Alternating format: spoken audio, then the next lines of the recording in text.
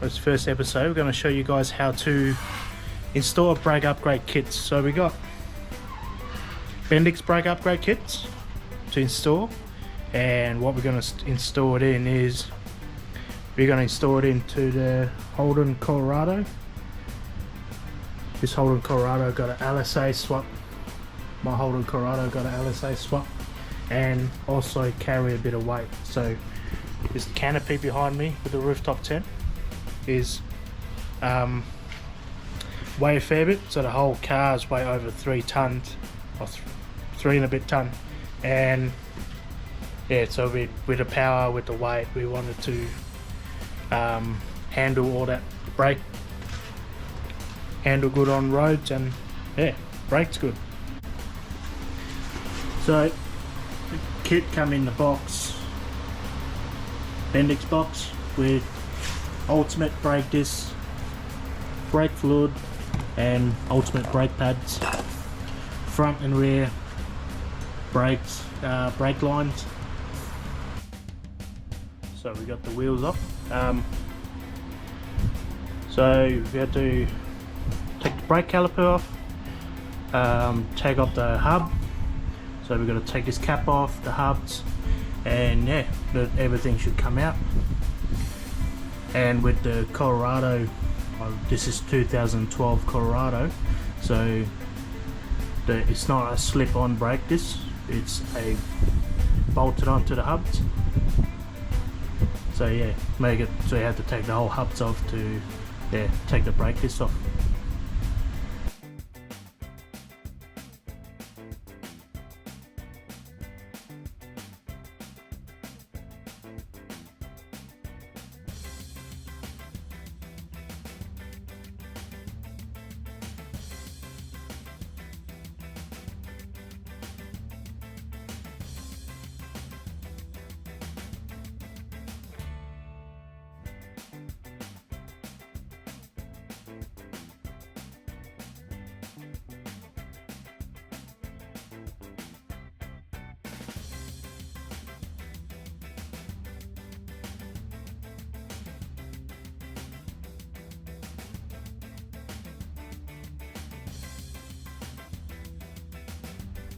So I got the brake disc installed. Pretty much just have to take all the hubs off. Now we're going to move on to the front brake line. So see how that rubber brake line, so they're really stretchy, and yeah, so when you put your brakes in, it expands, so it feel the brake pad will feel spongy.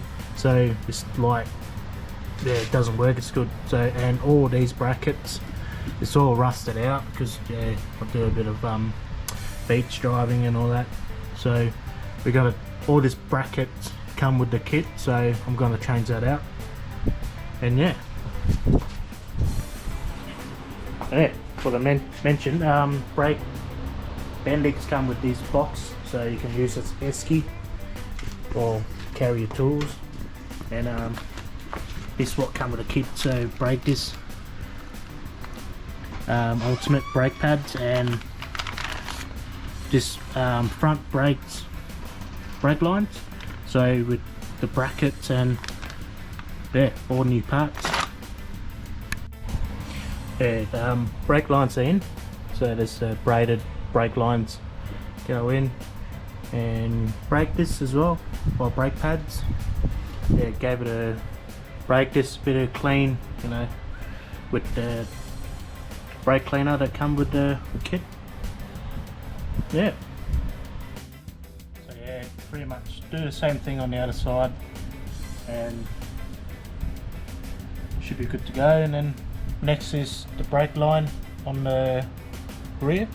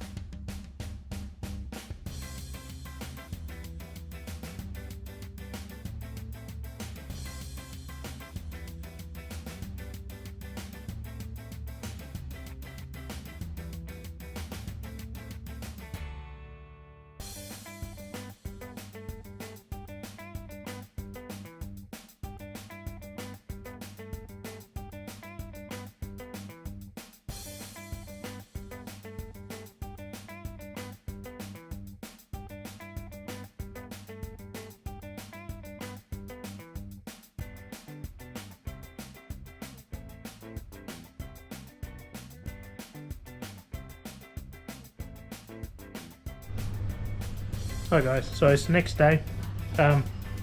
Show you guys the, forgot to show you guys the rear brake lines that we installed yesterday. Here's brake lines. So all of these kits is for 2-inch lift. So I've got a 2-inch lift with the airbags on my car, so yeah, so when it flex, so it doesn't stretch out the brake lines. And yeah, went for a drive yesterday, and yeah, feel pretty good, feel better than before. So with the brand new brake disc, so you have to pretty much wear it down. So do for a test drive, wear it down, bed in the brakes, so, and after that it start feeling very good. So you can see our little scratch mark. Not sure if you can see it. So the brake pad's working really well on there. And yeah, and today, after we've done all that, we're going to install a crossbar for the headboard. So we've got bits of pipe, they're just laying around, so I'm going to do a crossbar to go across the headboard just for support. I noticed that with the canopy on, the when you go over corrugation, the headboard vibrate a fair bit and pretty much just hitting the canopy, so making vibrating noise. So with that should help supporting it. Plus also I brought these hooks. So the hooks will hook straight onto that crossbar and yeah, become my spare tyres holder. So yeah, so we have a spare tyres holder while the canopy is off, because on the back of the canopy you got a spare tyre holder there. Yeah, so I don't really, so with the canopy's off, so I've got somewhere to hold my spare tyres. I can't really fit the spare tyres under here because of the exhaust. Yeah, so yeah, that's about it. We can crack on today, cut the steel and yeah, fit it. So mark where we're going to be doing cutting. So all I did was putting the pipe up against it and marked it with the texter. So yeah, we're going to be doing just cut and see how it fits. So what I used was old bed sheets, just wet it with water. So yeah, protecting the fuel tank and the paint job. So now we're going to grind off the paint and yeah, tack it on and yeah, fully weld it.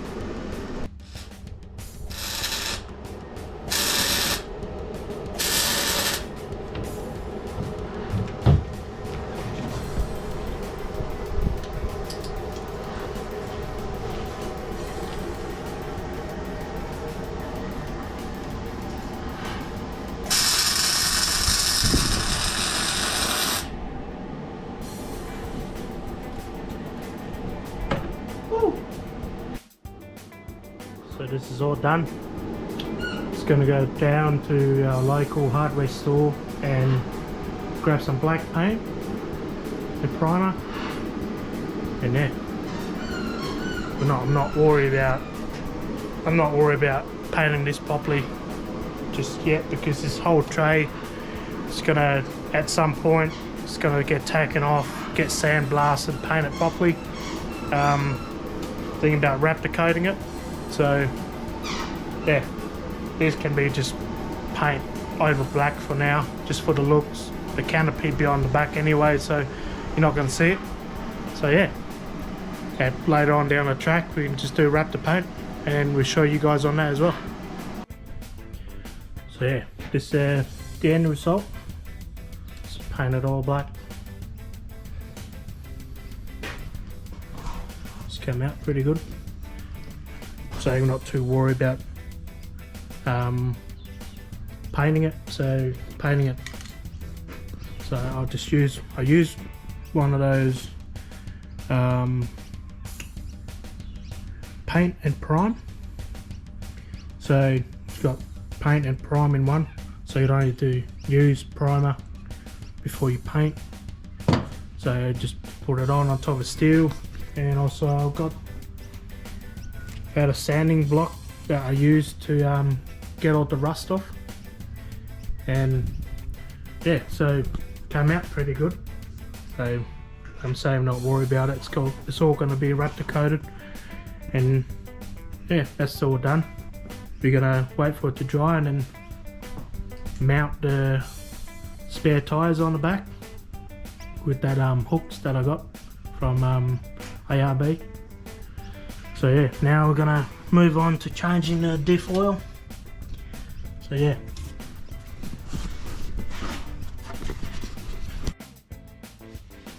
Alright, let's see how good the oil is, eh?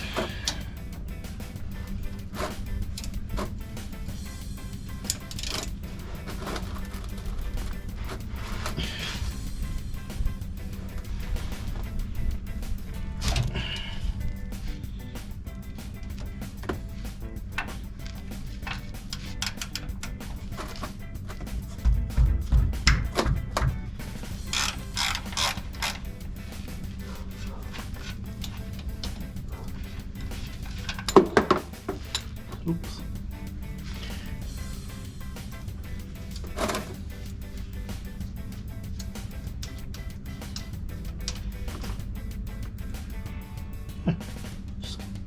Still pretty green.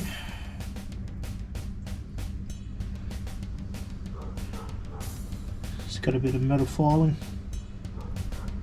and just the wear and tear, I suppose. It's not big chunks or anything. Still pretty good. 40,000 Ks, still green.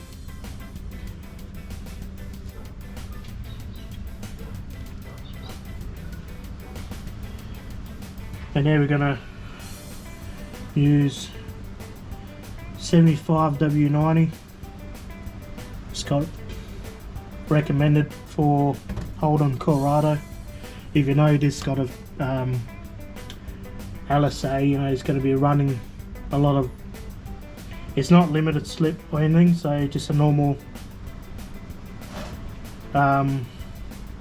full synthetic.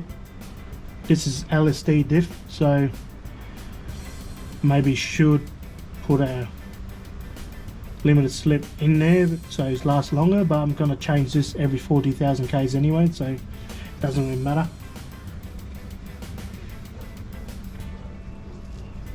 Also they are a bit cheaper as well.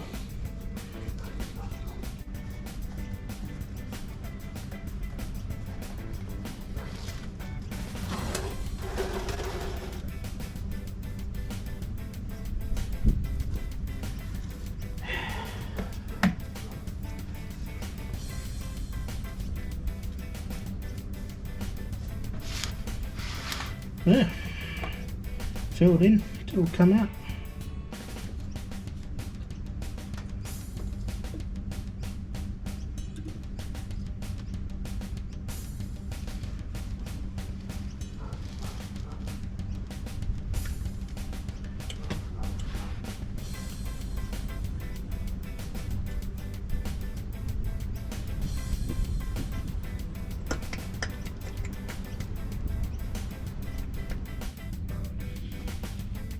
take more oil than I expected.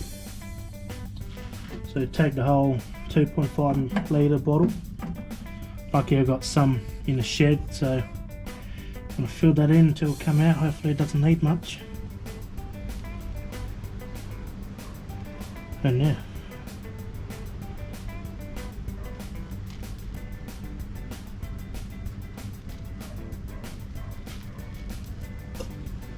There you go. It's coming out. Just put the bung back in.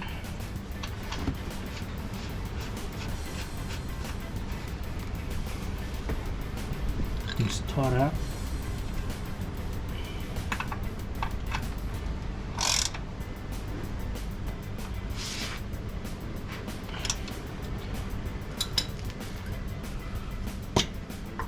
I always use heavy duty degreaser, this little bottle. It's pretty cheap from Total Tools or Repco. I think it's like $3 a bottle. So this normally clean all the oil. And yeah, just wipe it off.